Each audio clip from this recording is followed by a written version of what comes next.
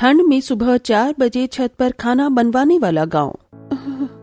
अब इतनी सुबह मुझे उठकर छत पर जाकर खाना भी हाय राम, मेरी तो जिंदगी सुबह उठकर 4 बजे खाना बनाने में ही निकल जाएगी।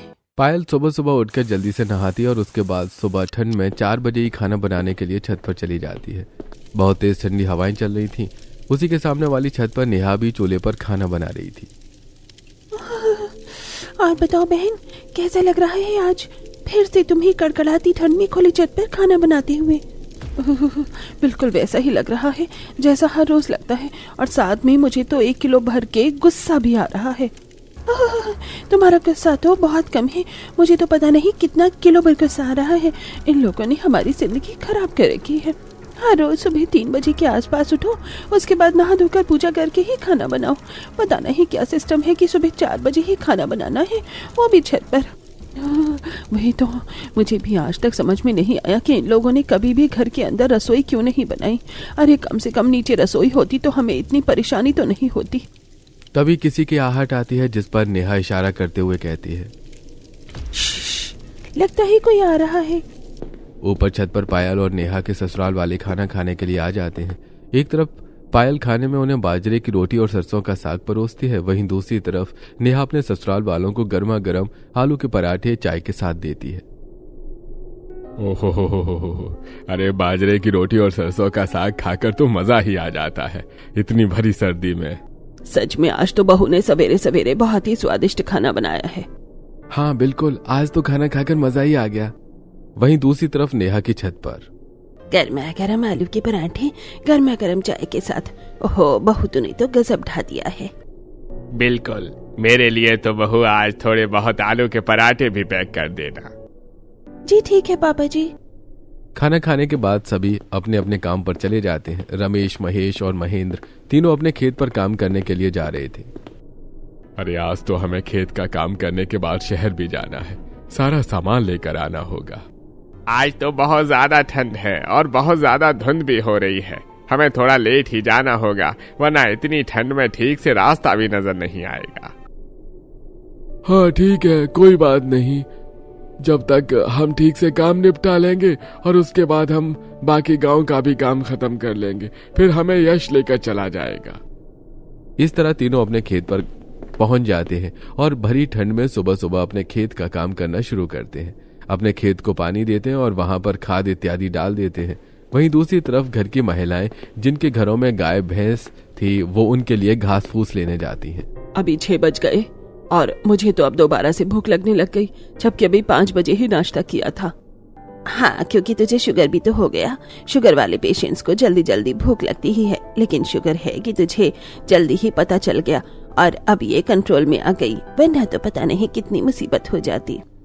सच में कुछ भी बीमारी हो जाए तो उसकी वजह से बहुत ज्यादा दिक्कत होने लग जाती है। अगर समस्या समय पर हल हो जाए तो इतनी परेशानी नहीं होती। हाँ बिल्कुल, मेरे भी तो घुटनों में दर्द रहने लग गया है।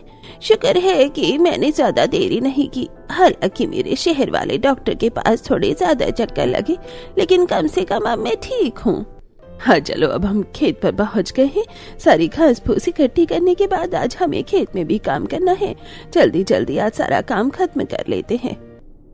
अब सभी महिलाएं घास को इकट्ठा करने के बाद अपने अपने घर आ जाती हैं और अपने गाय और भैंसों को चारा देने लगती हैं। तब शांति अपनी भैंस को कहती है, अरे तुम तो दिन ब दिन जिद्दी होती जा रही हो, ठीक से खाना भी नहीं खाती हो। चलो अब जल्दी से अपना सारा खाना खत्म करो, वरना आज मैं तुम्हें बाहर सैर करवाने नहीं लेकर जाऊंगी।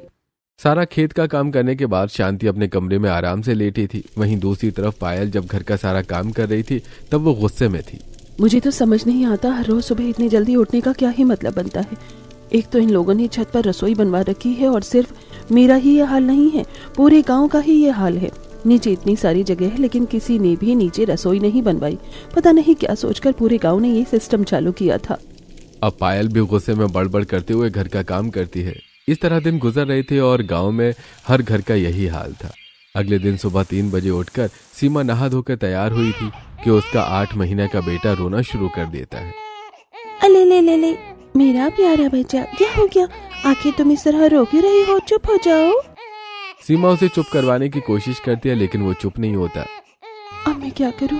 इसे बिस्तर पर लेटाते ही फिर से पता चल जाएगा। अब ये वापस लेटेगा नहीं, इसे गोद में ही रखना होगा, वरना फिर से दहाड़े मार मार कर रोना शुरू कर देगा। लेकिन मुझे ऊपर छत पर खाना बनाने भी जाना है। खैर मेरे पास अब कोई और ऑप्शन नहीं है, इसे ऊपर ही लेकर जाना होगा, वरना यहाँ पर इसका ध्यान कौन रखेगा। अब सीमा अपने 8 महीने के बेटे को भी अपने साथ छत पर ले जाती है और वहां पर सुबह 4 बजे खाना बनाती है और अपने बेटे को वहीं पर पालने में लेटा देती है और उसे भी बीच बीच में झुलाती रहती है। अले ले ले ले ले मेरा प्यारा बच्चा, देखो तो पालने में कैसे झूल रहा है, कितना प्यारा लग रहा है। लेकिन बहुत ठंडी हवा चल रही है, मैं इसे एक छोटा सा कंबल और उड़ा देती हूँ।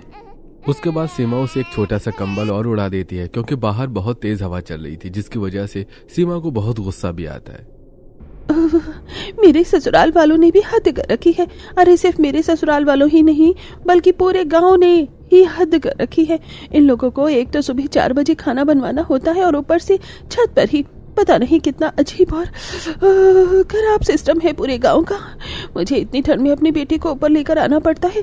अगर इसे गलती से भी ठंड लग गई ना तो इसके जिम्मेदार आखिर कौन होगा। उसके बाद सीमा गुस्से में ही बड़बड़ाते हुए खाना बना रही थी। वहीं दूसरी तरफ एक घर में भी ये कुछ यही कहानी चल रही थी। रितु को उसकी सास ने सुबह जल्दी उठा दिया था। तब रितु को पता चलता है कि उसे सुबह 4 बजे खाना बनाना है, तो उसे बहुत हैरानी होती है क्योंकि अभी हाल फिलहाल में ही रितु की शादी हुई थी। उसके लिए तो ये सब बिल्कुल नया था। क्या कहा? मुझे एक तो सुबह 4 बजे खाना बनाना है, ऊपर से छत पे जाकर। लेकिन ऐसा क्यों? बेटा, क्योंकि हमारे पूरे गांव में हर किसी के यहाँ पर छत पर ही रसोई है, इसलिए तुम्हें छत पर जाकर खाना बनाना है। और फिर हम सभी घर से काम के लिए जल्दी निकल जाते हैं, इसलिए तुम सबको सुबह जल्दी उठकर ही खाना बनाना पड़ता है। अब तुम यहाँ पर अपनी बातों में समय बर्बाद मत करो और जल्दी से जाकर खाना बना दो। हमें काम पर जाने के लिए लेट भी हो रहा है। ये सब सुनकर तो रितु को बहुत बड़ा झटका लगता है और वो ठंड में कांपते हुए अपनी छत पर जाती है, जहां पर बहुत तेज तेज ठंडी हवाएं चल रही थी। रितु चारों तरफ नजर घुमाकर देखती है तो उसे गांव की हर छत पर हर बहू चूल्हे पर खाना बनाती हुई नजर आ रही थी। ये क्या सिस्टम है? ऐसा गांव तो मैं पहली बार देख रही हूँ, जहाँ पर हर घर में हर महिला सुबह के 4 बजे उठकर खाना बना रही है। मेरे लिए तो यहाँ पर बहुत ज्यादा परेशानी होने वाली है। अब रितु सबसे पहले आलू उबालती है और उसके बाद वो एक परात में आटा गूंथ रही थी। फिर वो आलू छीलने के बाद उसमें मिर्च मसाले डालकर उसका मसाला अच्छे से तैयार कर देती है। इतना सब करने के बाद वो आलू के पराठे बनाती है और उसके ससुराल वाले गर्मा गर्म आलू के पराठे खाते हैं। मानना पड़ेगा भाभी, आपने तो सच में आलू के पराठे बहुत ही स्वादिष्ट बनाए हैं और ठंड में आलू के पराठे खाकर तो मजा ही आ गया। हाँ, सच में तुम्हारे हाथों का खाना तो वाकई बहुत ही स्वादिष्ट और लजीज है। सभी खाना खाकर अपने अपने काम पर चले जाते हैं और सभी के पतिदेव अपना लंच पैक करवा के गांव से रेल में अपने अपने काम पर जा रहे थे। मेरे ऑफिस में तो बहुत ज्यादा ही वर्कलोड बढ़ गया है, आजकल और भी ज्यादा जल्दी जाना पड़ रहा है। यार, अरे हमारे यहाँ भी ऐसा ही कुछ हाल है। सुबह तड़के इतने वक्त उठ कर जाना पड़ता है, पूछो ही मत। सर्दी में तो बिल्कुल भी उठने का मन ही नहीं करता। साथ में रात को घर लौटते हुए बहुत ज़्यादा देर हो जाती है, जिसके बाद नींद भी पूरी नहीं हो पाती। लेकिन हम कर भी क्या सकते हैं, हमारी मजबूरी है। हमारा गांव इतना ज़्यादा डेवलप नहीं है, वहाँ पर हम खाने कमाने के लिए कुछ नहीं कर सकते। हमें पैसा कमाने के लिए तो गांव से बाहर शहर में जाना ही पड़ता है, जो कि बहुत ज़्यादा दूर पड़ जाता है। हाँ बिल्कुल, लेकिन अब हमें अपने परिवार वालों को सुख सुविधा देनी है, तो उनके लिए इतनी मेहनत तो करनी ही होगी। बिल्कुल सही कहा, अब हमें अपने परिवार के लिए इतना तो करना ही होगा। वहीं दूसरी तरफ घर की बहुएं भी अपना घर का सारा काम कर रही थी। रितु भी सुबह उठकर छत पर खाना बना रही थी। सुबह सुबह 4 बजे तक इतना ज्यादा अंधेरा होता है, बस पूछो ही मत। भला इतनी ठंड में भी सुबह 4 बजे किसी का उठने का मन करता है? मैं तो बिल्कुल परेशान हो गई हूँ, मेरा तो बिल्कुल भी मन नहीं कर रहा। मुझे तो बुखार जैसा हो रहा है। मुझे तो कड़ाके की सर्दी भी लग गई है। खाना बनाने के बाद रितु घर का बाकी काम भी करती है और जिसकी वजह से उसका बुखार थोड़ा ज्यादा बढ़ जाता है। वो ठंडे पानी से कपड़े धो रही थी। ठंडे पानी में कपड़े धोकर रितु की हालत और भी ज्यादा परेशान हो जाती है और उसके बाद वो सोने चली जाती है। मुझे तो बहुत ज्यादा ठंड लग रही है, अभी दवाई ले थोड़ी देर सो जाती हूँ, तब जाकर मुझे थोड़ा आराम मिलेगा। प्रीति घर में झाड़ू लगा रही थी। आज तो मुझे बहुत ज्यादा नींद आ रही है। आज तो मेरी आंख रात को 2:30 बजे ही खुल गई थी। अब बस जल्दी से सारा काम खत्म करके मैं थोड़ी देर सोना चाहती हूँ। झाड़ू लगाने के बाद वो जल्दी जल्दी पोछा लगाती है और उसके बाद प्रीति थोड़ी देर आराम करने के लिए सो जाती है। थोड़ी देर बाद अच्छे से नींद पूरी करने के बाद विमला वहां पर आती है। अरे बहू, अब चल जल्दी चल, हमें खेत पर जाकर थोड़ा काम खत्म करके आना है, वरना हमें बहुत देर हो जाएगी और शाम को फिर अंधेरा हो जाएगा तो हम कुछ काम नहीं कर पाएंगे। जी ठीक है मम्मी जी, चलिए। प्रीति अपनी सास के साथ खेत पर काम करने के लिए चली जाती है। खेत का सारा काम खत्म करने के बाद प्रीति तो अपनी सहेलियों के पास चली जाती है और विमला अपनी सहेलियों के पास। आओ प्रीति, मैंने बिल्कुल अभी ही चाय बनाई है, तुम बिल्कुल सही टाइम पर आई हो। मानना पड़ेगा, तुम्हारी टाइमिंग हमेशा कमाल की ही होती है। क्योंकि मैं खुद भी तो कमाल की ही हूँ। बस पायल, हमेशा अपने मोमी या मिट्टू बनने की जरूरत नहीं होती। चलो अब बैठो यहाँ पर। सभी बैठकर अपनी दिनचर्या और अपने कामों के बारे में बात करना शुरू करती हैं, लेकिन घूम फिर कर उनकी सुई हमेशा की तरह फिर से वही सुबह 4 बजे उठकर खाना बनाने पर ही अटक जाती है। पता नहीं हमारे ससुराल वाले कैसे हैं, जहाँ पर हमें सुबह 4 बजे उठकर छत पर इतनी ठंड में खाना बनाना पड़ता है। अरे सिर्फ हमारे ससुराल वाले नहीं, पूरा गांव ही ऐसा है। हमारे पूरे गांव में एक भी घर में नीचे रसोई नहीं है। बिल्कुल इसी की वजह से फिर हमें बहुत ज्यादा परेशानी होती है। और तुम्हें पता है कि कल क्या हुआ मेरे साथ? मैं कल क्यों नहीं आ पाई थी? हाँ, तुम कल क्यों नहीं आ पाई थी, बताओ जरा हमें। हमने तुम्हारा बहुत इंतजार किया। मैं सुबह 3 बजे उठी थी और उसके बाद नहा धोकर तैयार होकर मैं छत पर जा रही थी। तब मुझे छत पे जाकर खाना नहीं बनाना, मेरा बिल्कुल भी मन नहीं कर रहा, लेकिन फिर भी जाना होगा, क्या कर सकते हैं। प्रीति छत पर खाना बनाने जा रही थी। उसके बाद वो ठंड में खाना बनाती है। वो चूल्हे पर गर्मा गर्म रोटियां बना रही थी। हे भगवान, इतनी ज्यादा ठंड लग रही है। इतनी कड़कड़ाती ठंड में भला छत पर खाना कौन बनाता है? कौन बनाता है? क्या तुम बना रही हो और गांव की सभी औरतें बनाती हैं? अच्छा, सारा काम क्या हम महिलाओं के ही जिम्मे आता है? पता भी है इतनी भारी ठंड में सुबह 4 बजे उठकर छत पर खाना बनाना कितना ज्यादा मुश्किल काम होता है। क्या काम करना मुश्किल हो जाता है? तभी वहां पर प्रीति की सास विमला आ जाती है। आखिर तुम दोनों किस बारे में बात कर रहे हो? विमला को देखकर प्रीति घबरा जाती है और बात पलटते हुए कहती है, कुछ नहीं मम्मी जी, मैं तो बस ऐसे ही कह रही थी कि सब काम करना कितना मुश्किल होता है ना। ये लोग सुबह ऑफिस में जाते हैं, वो भी इतनी कड़कड़ाती हुई ठंड में। प्रीति की ऐसी बातें सुनकर तो यश हैरान हो जाता है और मन में सोचता है, यार कितनी शातिर पत्नी है मेरी। अभी अपने बारे में बात कर रही थी और खुद को बचाने के लिए मेरे ऊपर बात टाल दी, वरना इतना तरस तो मेरे ऊपर कभी नहीं आता इसे। इसके बाद सब खाना खाते हैं और प्रीति उसके बाद जब सीढ़ी से नीचे उतर कर आ रही थी तब उसका पैर सीढ़ी से फिसल जाता है और वो गिर जाती है। हीरा, मैं तो मर गई। मैं तो फूट गई। आई, मेरी तो कमर टूट गई, मर गई हीराम। उसकी चीख सुनकर सभी दौड़े दौड़े आते हैं। अरे अरे प्रीति, क्या हो गया तुम्हें? अरे होना क्या था माँ, मैं तो फूट गई, मेरी तो कमर टूट गई। उसके बाद यश प्रीति को उठाकर कमरे में ले जाता है और उसे वहां पर लेटा देता है। तो कुछ इस तरह मेरा हाल हुआ। मैं जीने से फिसल कर गिर गई थी। आज भी मेरी कमर में काफी दर्द है, लेकिन उतना नहीं।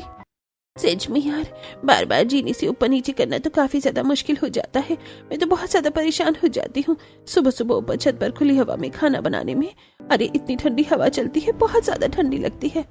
अब मुझे देखो, मेरा 8 महीने का बेटा है, मुझे तो साथ में उसे ऊपर लेकर जाना पड़ता है और वहां पर ठंडी हवा चलती है, जिसकी वजह से मेरे बेटे की भी तबीयत खराब हो जाती है। सच में हर रोज सुबह 4 बजे उठ के छत पे जाकर काम करना बहुत ज्यादा मुश्किल है। हमें अपने घर वालों से इस बारे में बात करनी चाहिए।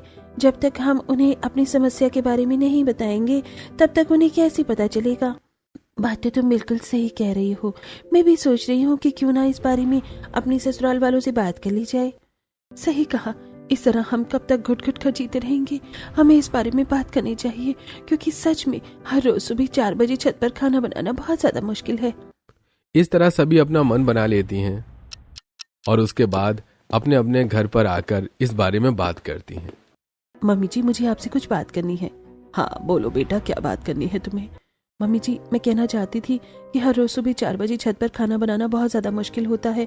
मुझसे अब और नहीं हो पाएगा। ये तुम कैसी बातें कर रही हो? तुमसे भला क्यों नहीं हो पाएगा?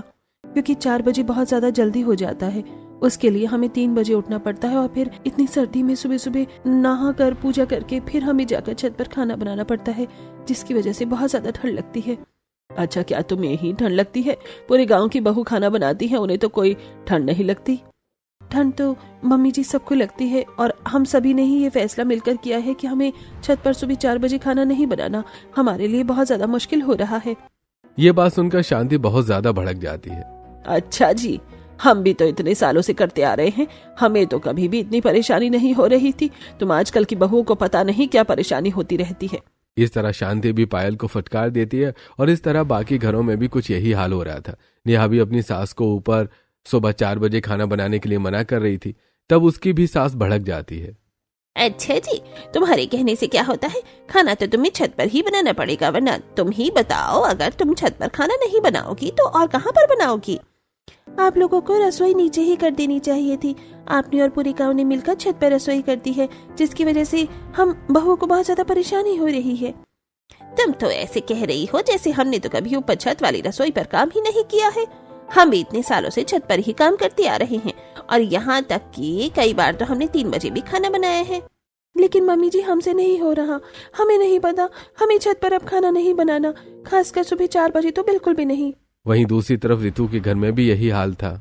आखिरकार तुम सबको इतनी परेशानी ही क्यों हो रही है, मुझे तो समझ ही नहीं आ रहा।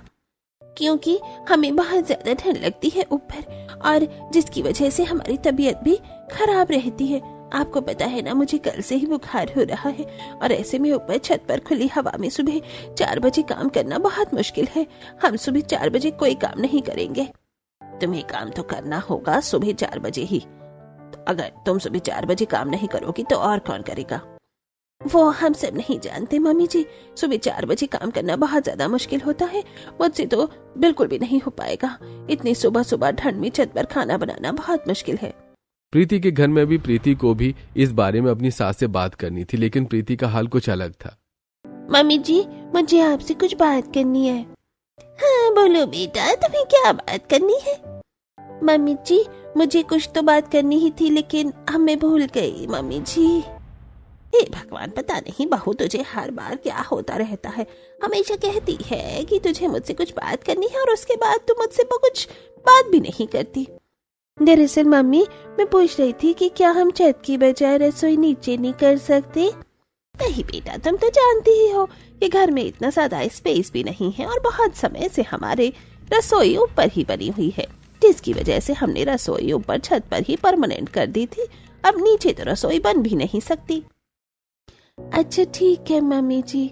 वहीं दूसरी तरफ सीमा के घर में भी यही हाल था। हर रोज मुझे अपने साथ मोनू को भी छत पर लेकर जाना पड़ता है। इसकी वजह से इसकी भी तबीयत खराब हो रही है। मम्मी जी, अब से मैं छत पर खाना नहीं बनाऊंगी। सुबह 4 बजे उठकर काम करना बहुत ज्यादा मुश्किल होता है। तुम तो ऐसे बातें कर रही हो जैसे सिर्फ तुम्हें ही सुबह 4 बजे उठकर काम करना पड़ता है। हम सबको तो कुछ करना ही नहीं पड़ता। लेकिन हमारी तरह आप लोगों को पहले उठकर यहाँ नहा धोकर उसके बाद छत पर जाकर खाना नहीं बनाना पड़ता। इतनी ठंड में इतनी ठंडी ठंडी हवा चलती है, बिल्कुल सीने को चीर जाती है। इस तरह अब हर घर में ही कलेश हो रहा था और अगले दिन बहुओं ने हड़ताल कर दी थी। सभी ने सुबह 4 बजे उठकर छत पर खाना बनाने से मना कर दिया था, जिसकी वजह से घर के बाकी सदस्यों को बहुत ज्यादा परेशानी हो रही थी। हमारी बहू ने तो खाना बनाने से ही मना कर दिया है। कह रही है ऊपर 4 बजे खाना बनाने में बहुत ज्यादा ठंड लगती है और बहुत परेशानी भी होती है। बताओ, आजकल की बहू के तो नखरे ही खत्म नहीं हो रहे हैं। अरे तो हमें इस बारे में बहुत शांति से बैठकर बात कर लेनी चाहिए। अरे हम भला बहू से शांति से बैठकर बात क्यों करेंगे? अगर उसकी बात मानेंगे तो इस तरह तो हमेशा घर में उसकी ही चलती रहेगी और हमारा क्या होगा भला? या तो बहू हमारे लिए 4 बजे खाना बनाएगी, वरना कुछ नहीं। दूसरे घर में, अरे हमें एक बार बहू से बात कर लेनी चाहिए, आखिर वो चाहती क्या है? अरे ऐसे कैसे हम बहू से बात कर सकते हैं? हम बहू से कोई भी बात नहीं करेंगे।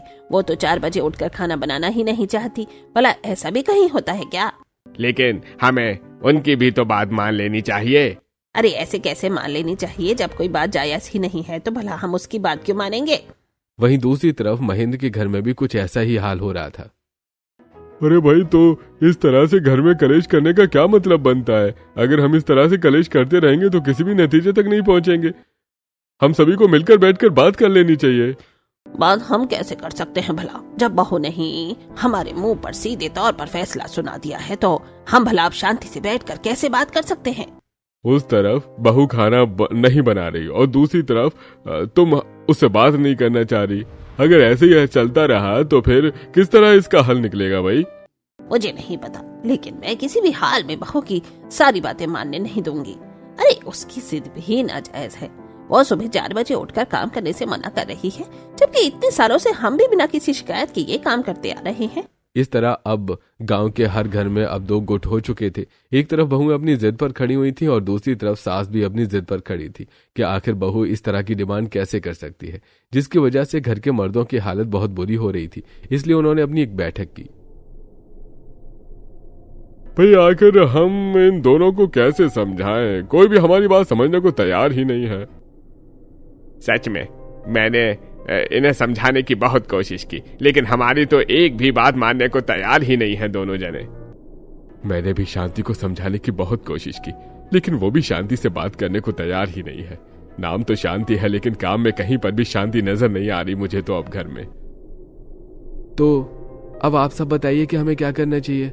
आज तो हमें से किसी को भी खाना नहीं मिला और अगर ऐसा चलता रहा तो पता नहीं कब तक हमें खाना नहीं मिलेगा।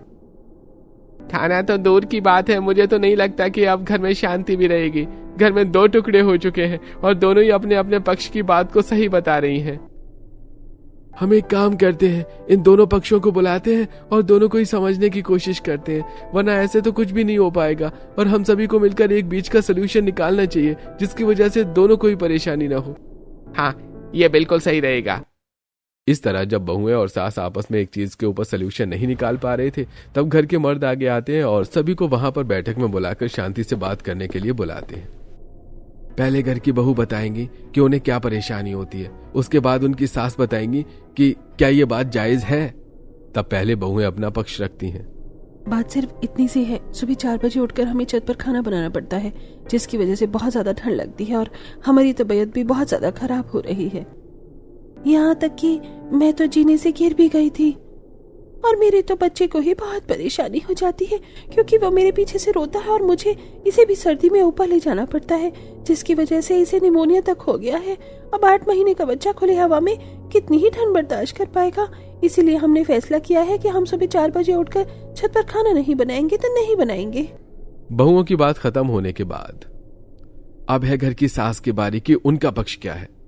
देखो, हमारे यहाँ गांव में बहुत सालों से यही होता आ रहा है और सभी घर के बेटे को सुबह 6 बजे घर से काम करने के लिए निकलना पड़ता है। बिल्कुल सही कहा। इन्हें तो सिर्फ ठंड में अपनी परेशानी नजर आ रही है कि ऊपर खुले में खाना बनाने में परेशानी हो रही है, लेकिन हम सब भी तो सुबह सुबह खेत में जाकर काम करते हैं और फिर हमारे बच्चे भी तो गांव से इतनी दूर शहर में काम करने जाना पड़ता है उन्हें। अगर इन्हें सुबह जल्दी उठकर खाना नहीं बना कर देंगे तो और कौन देगा? सुनीता की बात सुनकर सभी बहू को बुरा लगता है। तब वो कहती हैं, आपने बिल्कुल सही कहा, हम ऐसा कर रहे हैं वो भी बहुत ज्यादा गलत है। हाँ, बिल्कुल सही कहा, हमने थोड़ा सा गलत कह दिया। हमें 4 बजे उठने में परेशानी नहीं है, लेकिन 4 बजे उठकर जब हम छत पर खाना बनाते हैं तो उसमें हमें बहुत ज्यादा परेशानी होती है। हम बस यही चाहते हैं कि हमारे लिए थोड़ा सा जुगाड़ कर दिया जाए ताकि हम नीचे ही सर्दियों में कम से कम खाना बना सके। अब कही ना तुमने बिल्कुल समझदारी वाली बात। हमने भी तुम्हें ज्यादा ही कह दिया था, हमें भी ऐसा नहीं करना चाहिए था। कोई बात नहीं, अगर तुम चाहती हो तो हम सर्दियों में तुम्हारे नीचे ही रसोई का सेटअप कर देंगे। अगर ऐसा हो जाएगा तो हमें गर्मी में छत पर खाना बनाने में कोई परेशानी नहीं होगी। हाँ ठीक है, नीचे तो हमारे आंगन में बहुत ज्यादा स्पेस है, वहीं पर हम साइड में थोड़ा सा बहू के लिए रसोई बना देंगे ताकि उन्हें बार बार जीने पर सुबह 4 बजे उठकर ऊपर नीचे न करना पड़े। अभी जरूरी नहीं कि सुबह नहा धोकर ही काम करे, 4 बजे उठकर डायरेक्ट खाना बना सकते हैं। इस तरह सास भी बहू की बात समझ जाती है और उनका सलूशन निकालने के लिए मान जाती है और वो सर्दियों में ही कम से कम उनकी रसोई नीचे बनाने के लिए तैयार हो जाती है, जिसके बाद सभी बहुत खुश हो जाते हैं।